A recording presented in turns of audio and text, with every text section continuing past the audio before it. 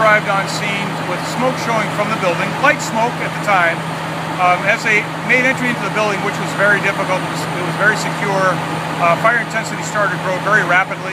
Other companies arriving on scene also took place in the fire attack. We realized very, very quickly that we had a lot of fuel inside this building. It's an automotive repair shop. It has all kinds of things that like to burn readily.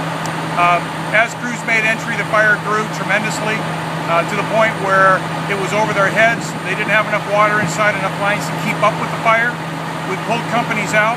At that time, we also called for a second alarm and subsequent a third alarm. Some of our biggest hazards immediately were we had many power lines overhead with active fire that eventually burned through the roof. So if you can imagine firefighters underneath power lines that are energized. We got SMUD dispatched as soon as possible to de-energize the lines. That took time, that takes time.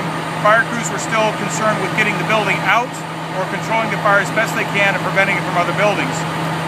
To the east of us is a SMUD substation, right across the alley.